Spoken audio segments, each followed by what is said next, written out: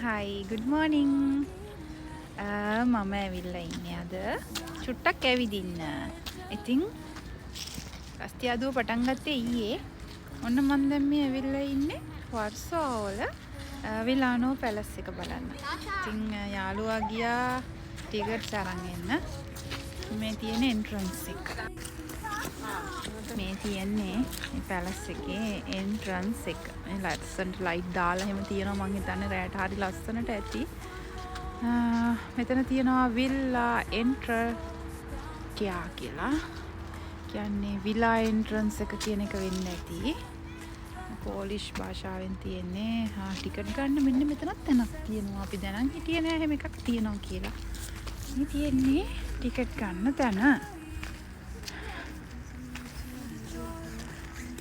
Ticket ගත්ත කට්ටිය තමයි මෙතනින් ටිකට්ස් අරන් යන්නේ. මේ තියෙන්නේ මෙන්න මෙතන තියෙනවා නම් පොලිෂ් භාෂාවෙන් මෙතන ඉංග්‍රීසි වලින් ඊට පස්සේ ටිකට්ස් ගන්න කියලා තියෙනවා. ඊට පස්සේ ඉන්ෆෝමේෂන් ඕන ඉන්ෆෝමේෂන් බලන්න පුළුවන්. ඊට පස්සේ මෙන්න මෙතෙන්ට කාඩ් පේමන්ට් එක කරලා අපිට මේ පල්ලෙහා තියෙන කවුන්ටර් එකෙන් ටිකට් එක ගන්නයි මේ මැෂින් එකේ තියෙන්නේ. හැබැයි මගේ යාළුවා මේක දැනන් ඉඳලා නෑ. එයා ගියා ටිකට් එක අරන් එන්න. මගේ යාළුවා ටිකට් එකක් ගන්න ගියාට අපිට මාලිගාව ඇතුළ බලන්න යන ටිකට් එකක් ගන්න හම්බ වෙලා නෑ. unfortunately long weekend එකක් හින්දා ටිකට්ස් ඔක්කොම ඉවර වෙලාලු. ඉතින් අපිට මාලිගාවේ එළියෙන් තමයි ඒක චුට්ටක් බලන්න වෙන්නේ. ඉතින් ආපු එකේ එහෙමවත් බලලා යන්න. මේ ඉන්නේ මේ විලා එකේ මේ මාලිගාවේ රජතුමා. එයාගේ නම නම් මම මොකද්ද කියලා දන්නේ නෑ. English වලින් ආමි තියෙන්නේ a gallery of portraiting shown figure improving for the Villano මොකද තමයි විස්තරේ පවුස් කරගෙන බලන්න. මේ රජ පවුලේ තවත් කවුරු හරි කෙනෙක් ඒ වගේ ඒගොල්ලන්ගේ විස්තර මෙන්න මේ විදිහට දාලා තියෙනවා පින්තූරවල. හරි පැහැදිලි නෑ. ඒවා චිත්‍ර වලින් තමයි තියෙන්නේ.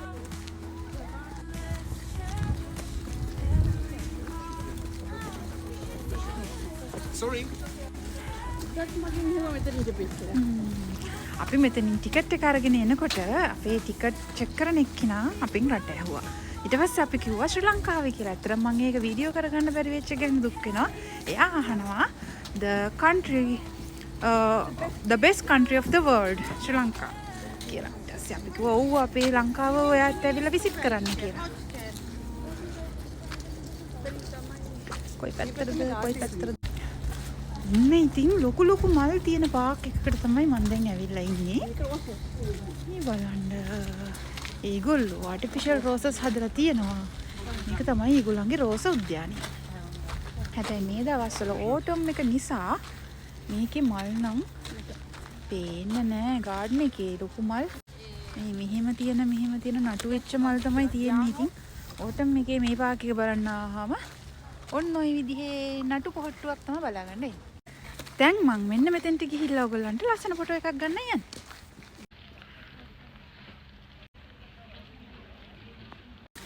රෝස උද්‍යානයේ ටටා බයි කියලා අපි යන්නේ ස්ටැචුස් තියෙන තැනකට. මේ බලන්නකෝ මේගොල්ලන්ට ඇඳුමක් ඇඳ ගන්න බැරි වෙලා තියෙන හැටි.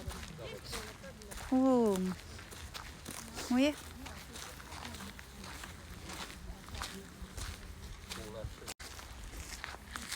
ඒගොල්ලෝ නිකන් අර රෝමන් කාර්යෝ වගේ.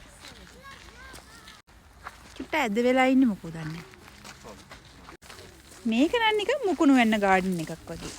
ලංකාවේ මුකුණු වෙන්න වලින් හදන්නේ අපි ලස්සනට වතු ඩෙකරේෂන් කරන්නේ ඒ වගේ තමයි. හැබැයි මේ මුකුණු වෙන්න නම් නෙමෙයි. වෙන ලස්සන මොනවා හරි මල් වර්ගයක්. ඔන්න තියෙනවා පැලස් එක එළියේ ඉඳන් බැලුවහම එක පිටිපස්ස මේ විදිහට තමයි තියෙන්නේ. ඔන්න දවල් වරුවට මෙන්න මේ පරිසරයේ මේ විදිහට තමයි තියෙන්නේ.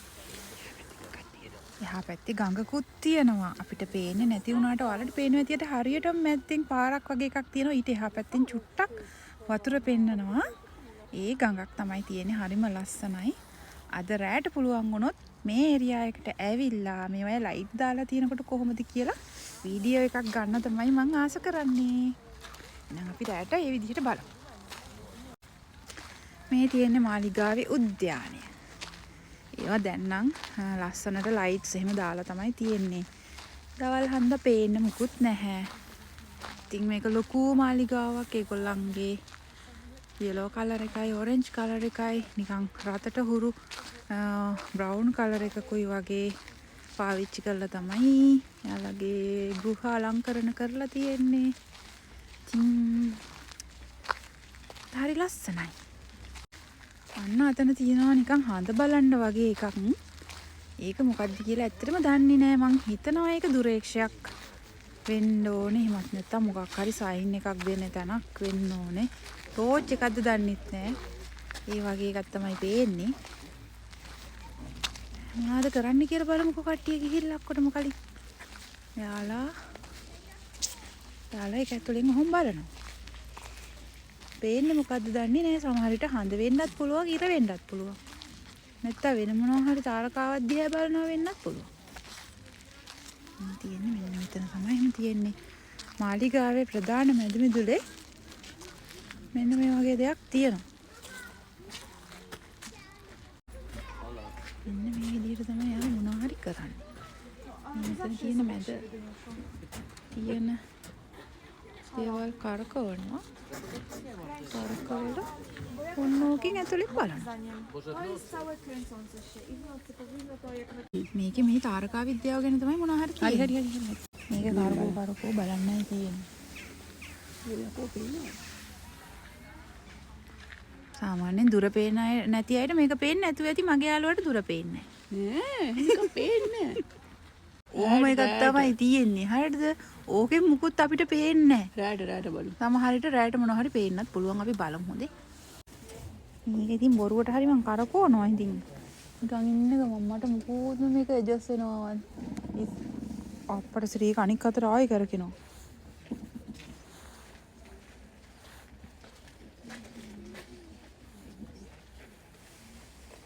මොකක්ද ඒ උනේ? මොනවද දන්නේ නැහැ ඉතින් නිකන් අර වෙන ලෝකයකට යයි වගේ සීන් එකක් තමයි මට මේක දැක්කම මතක් වෙන්නේ. මේකේ මේවත් එක්ක මේ පොළවේ ඇඳලා තියෙන ඒවත් මොකක් හරි එකක් තියෙනවා.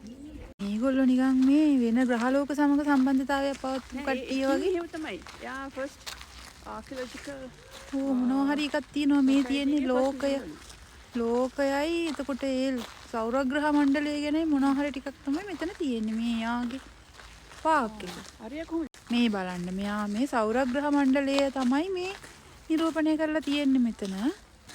බ්‍රහස්පති ඉන්නවා. අනිත් ඒවා මං අඳුරන්නේ අහලා බලන්න ඕනේ කවුද කියලා. මේ නිල් පාට මං හිතන්නේ පෘථුවිය වෙන්න ඕන. වතුර තියෙන එක එයාව අඳුරනවා. එතකොට සිකුරු ග්‍රහයා ඉන්න මේ රතු චූටි එක්කෙනා නම් කවුද දන්නේ? මෙතන ගහලා තියෙනවනේ පේන්නේ. පේන්නේ යන්නේ මේ පැලස් එකේ රජුරෝ තාරකා විද්‍යාව ගැන තමයි හදාarලා තියෙන්නේ. නිකන් හිතන්න අපි මේක සමයකේ වගේ ආවනම් මේ ගස් ඔක්කොම කොළ පාටයි. ඒකෙත් හරි ලස්සනක් තියෙනවා. හැබැයි ඕටම් එකේ ආපු නිසා අපිට පාට ලෝකයක් තියෙනවා. බ්‍රවුන් පාට, කහ පාට, රතු පාට. ගොඩක් දුරට දැන් බ්‍රවුන් වෙලා තියෙන්නේ හිම වැටෙන්න ළඟ හන්දා. ඔන්න දැන් අපි ගඟ බලන්නයි යන්නේ. ඕටම් එකේ ලස්සන. ලංකාවේ නැති ලස්සන සමහර වෙලාවට මේ වගේ රටවල් වලට ඇවිල්ලා මේ වගේ ඍතු මාරු වෙනකොට තමයි අපිට දකින්න ලැබෙන්නේ. ඒකත් හරි අමුතුම කලාවක්. මේ ලස්සන ගස්වැල් වල අතුරු කිලිත් එක්ක ඒවැ කලාත්මක හැඩත් එක්ක ඒ පරිසරයත් හරිම ලස්සනයි.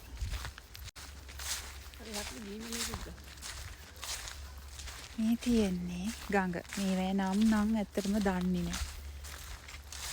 මේක වතුර පිරිසිදු ඇති. ඒත් අපිට පේන්න තියෙන්නේ කළු පාටක්. මං හිතන්නේ ඒකේ හැටි වෙන්නේ නැති.